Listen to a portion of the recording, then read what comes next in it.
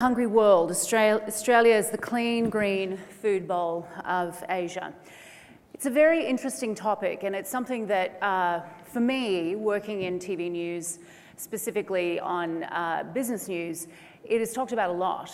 And it's talked about a lot in various ways. It's talked about in terms of prices of soft commodities such as corn, wheat, sugar, things like that. It's also talked about in terms of investment, shortages. It's a very, very interesting topic, and it's really at the forefront of, I guess, what we do as journalists in terms of storytelling. There's just a paragraph in this overarching article that was in The Age that I'd just like to read out, and it was the global food security is among the top issues most likely to lead to serious international conflicts over the next decade unless addressed with urgency and clarity. And I think those are really key words there with regard to this issue. And every day we hear about another concerning statistic about the coming mismatch between world food supply and demand. So, you know, we have a real opportunity, there's that word again, to sort of identify what can be done to really, I guess, gain traction on this very critical issue that really affects all of us throughout not only Australia, of course, the world and the region. So I'll hand back over to Adi to introduce the panel. Thank you. And as I'm sure you all know and will have heard last night at dinner, the Foundation has had a very strong focus and a very active program of engagement in supporting Australia's food future to be a clean, green food bowl for Asia. I think the very important message that was given to us last night by our own Prime Minister, and I think certainly reinforced by the Managing Director of the IMF and also by the Mexican presidency and the messages that they delivered last night, have left us in no doubt that this is one of the great issues of our time. It's an issue in which Australia has the capacity to play a substantial and game-changing role, and it's an issue that requires cooperation at the highest levels amongst a range of stakeholders, including the Global Foundation. First up, I'd like to invite Gerry Lawson to provide his perspective. Gerry is a co-chair of the Global Foundation's Food Security Program and is also chair of the Australian success story, Sunrice. Thank you, Gerry. Thanks, Adi. Well, with the world population catapulting towards 9 billion, we knew, that's the Foundation, that there was an urgent need to determine Australia's role in global food security, and we had a duty to act on it. Over the past 2 years, the Global Foundation's Food Security Group has made significant progress. We've identified the need for Australia to increase value-added food by up to 4 times. My colleague in the Global Foundation, Anthony Pratt, and supported by the Global Foundation, has predicted that Australia has the ability to feed up to 200 million people in Asia and the Pacific and further afield. The Global Foundation's views this as one of the greatest challenges we face, but it's also a wonderful opportunity. The underlying message is that we must take a bolder approach when it comes to producing food in Australia. We've welcomed the Australian Government and Minister Ludwig's commitment at a cabinet level. We're already the clean, green food bowl of Asia, but more must be done if we're indeed to feed 200 million people. As chairman of Sunrice, I'm extremely proud that the Australian rice industry is already leading the way. Our growers are the most efficient and productive in the world. The history of our company dates back to the 1950s when we opened a rice mill in the Riverina.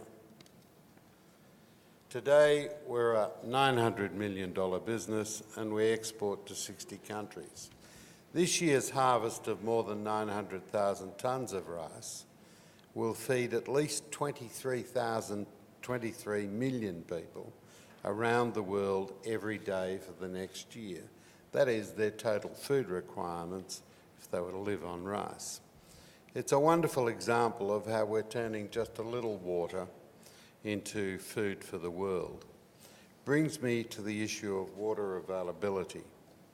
The number of people that we can feed is directly related to the amount of water available for us to grow food. This means we must implement sustainable water policy in Australia, which achieves a balance between the environment, food security, and strong regional communities. While rice is the world's most valuable staple food, less than 4% of all rice grown on the planet is available for global trade.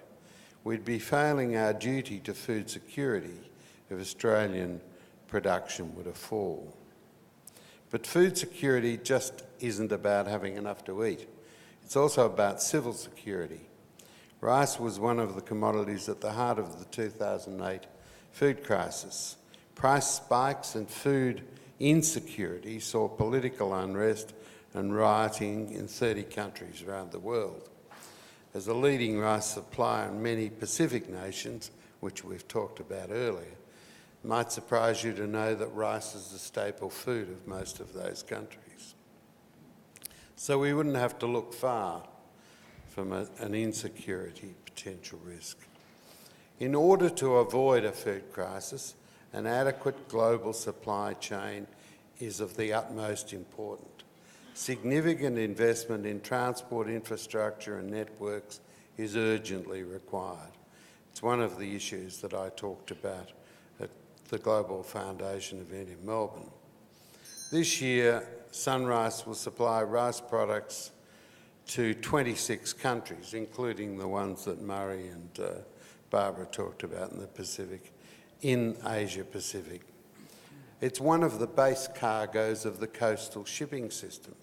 Coastal shipping system would barely exist if it weren't carting a base cargo of around. It suits us and our customers to do business. The above, of course, applies to not only rice, but dairying, wheat, many other products. The current road and rail infrastructure is not up to the task of carrying food from regional Australia to the ports. Finally, we must remember that we're talking about producing food in Australia, manufacturing it in Australia, and employing Australians. A strong food industry gives greater diversity in our manufacturing base, with the added benefit of strengthening the country as a whole. At some point in the future, food will become more important to export to Asia and the Pacific and other countries than minerals and ore. It's time to focus on the food boom. We have the resources. We need to look at our responsibilities and the challenges and the opportunities that this presents.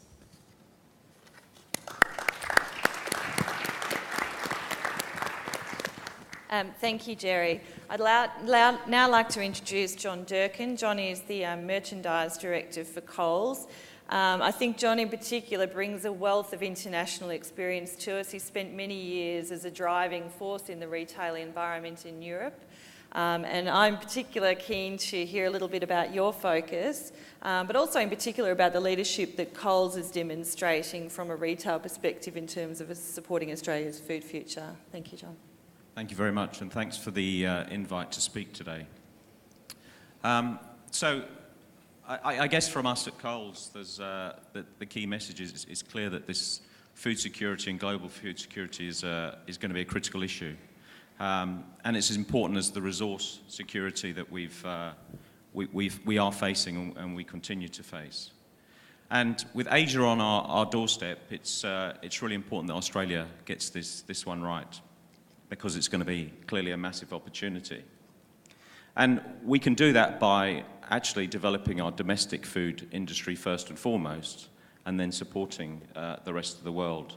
And I guess that's where we come in and we start to focus on what role do we at Coles play in terms of that. So for us, it's about deeper collaboration and direct relations with our primary producers. And we have and have had for the last 3 or 4 years, an Australian first sourcing policy. And that means that in every instance that when we produce a Coles brand product or we think about our fresh food, we first and foremost think about where can we get it in Australia, and only then, if we can't get it in Australia, how do we then source it from around the world? And we do that by actively supporting our growers. And that's been a big change in terms of Coles in the last few years. And we need to build on our supply chain capability. And we've got to be some resilience about this as we go about it, because it's not that easy in terms of developing these things, and it's a long-term game. And I guess the big change for us, how do we do that and get some trust and credibility with farmers and producers in Australia, is by giving long-term commitments and contracts.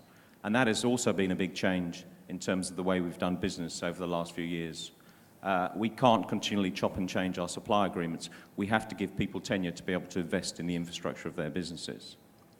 And in some cases, we've actually gone about making joint investments in terms of producing companies to be able to start that process.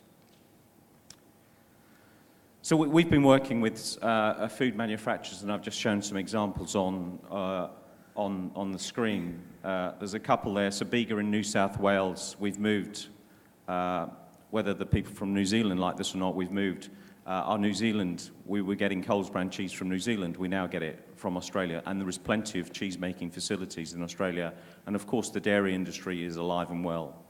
And as an example, yesterday we announced that actually all of our frozen veg is going to come from Tasmania, and Simplot in Tasmania actually produced that for us.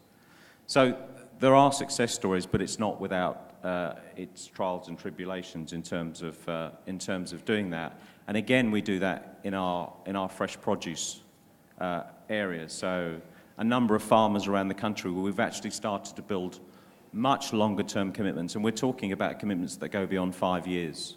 And this has not been the case in terms, my experience, of the Australian food industry. It's actually been much more short term. I guess the key thing, though, is that the producers in Australia face quite a lot of things coming at them. So we're seeing rising input costs, and everything that we've talked about, carbon tax and a whole raft of things, energy, are just increasing. The high Aussie dollar currently, and for the last 18 months, I guess hasn't helped our export markets and our local producers.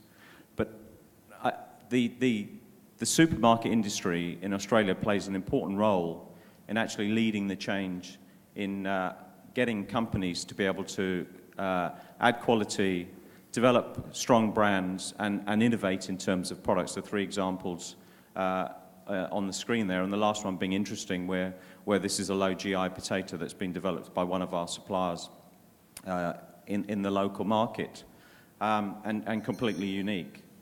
The other thing is, the other thing we need is actually a change in mindset. And we need a change in mindset in the industry. Someone talked about the glass being half empty. The glass has to be half full, because there is a huge opportunity. And all too often, you hear of the stories of woe rather than the stories of, actually, there could be great innovation. But it does require people like us at Coles, to have commitment behind that. And I guess my last message is that we're not always the bad guys, and for that matter, neither are our competitors in Woolworths. We are actually a part of the solution, and the key message from us is that we want to work collaboratively and in the long term with our growers to be able to produce a very, very strong and robust domestic market. Thank you. Thank you, John.